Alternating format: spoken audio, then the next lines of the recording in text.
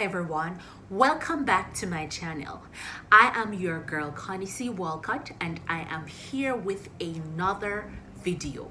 If you have not yet subscribed to my YouTube channel, go ahead and do so right now. And remember to click that notification bell so that you can know whenever I upload a new video.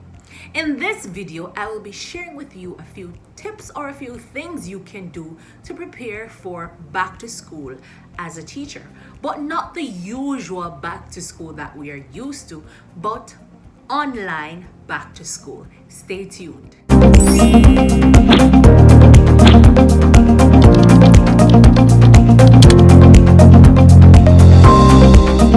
So COVID-19 is still lingering around, unfortunately, and it has been affecting us right across the entire globe.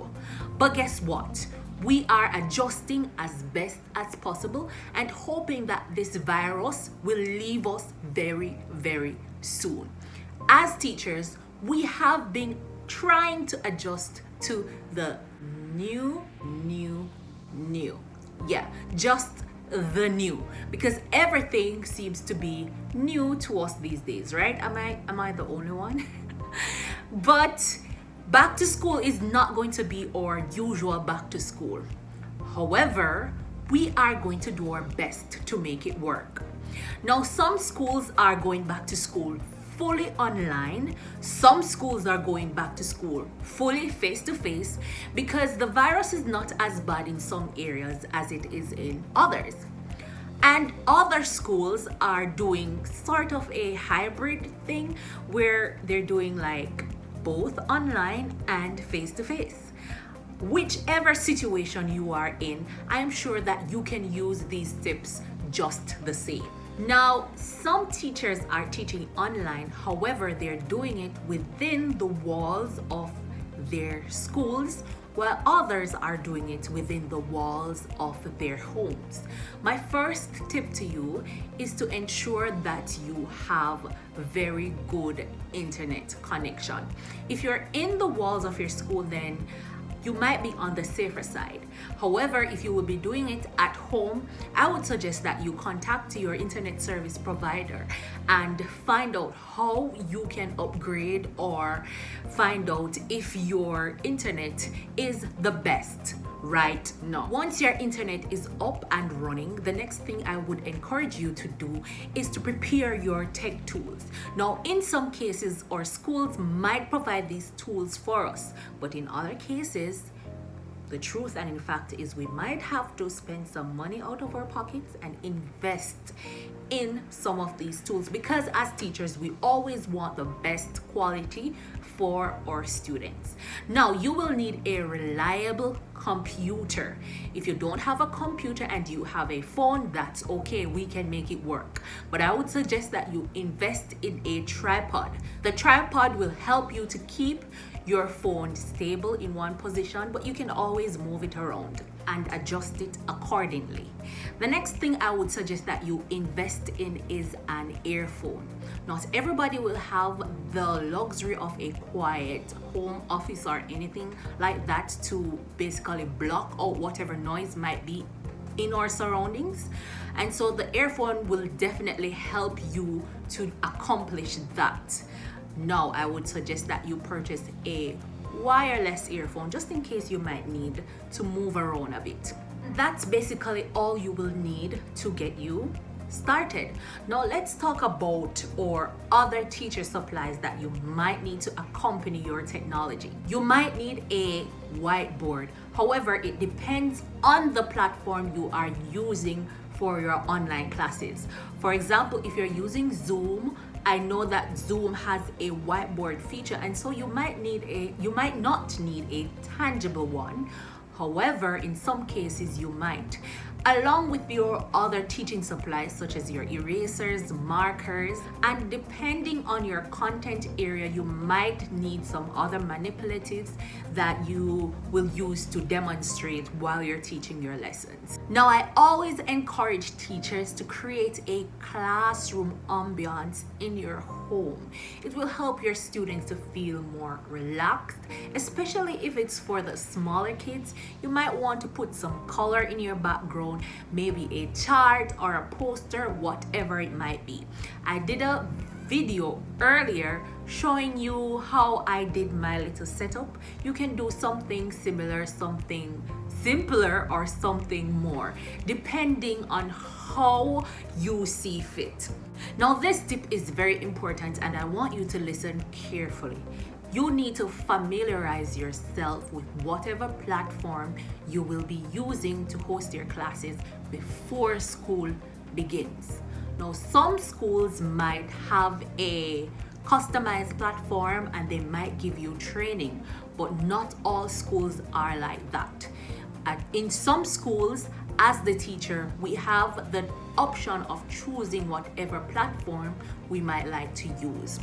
So whatever it is, ensure that you familiarize yourself with the tool. Practice. Do not wait until your students are logged on or tuned in before you start exploring the features of that particular platform. If you are using Zoom, I did a video that you can use to help you familiarize yourself with Zoom features when you're hosting your class. You can definitely check that down below. However, there are multiple tools out there, and guess what, you can always log on to YouTube and find tutorials to show you how you can use these tools while you're hosting your classes. The next thing you should do to prepare for back to school, and this tip is whether it's face-to-face or online, you need to organize your lesson plans. If you can do it for an entire semester, or if you are as proactive as others, you can do it for the entire year. That's okay. However, I would suggest that you do it now before school begins, before your online classes begins. That way you can organize all your learning materials. You can organize your content. You can organize your interactive slides. You can create your videos right now. You can create your games, your online quiz, your online tests. Whatever it is, it's best to start working on them right now. It will definitely help you to save time. The next thing I would encourage you to do is to outline a plan to motivate your students online. Trust me, you will need it.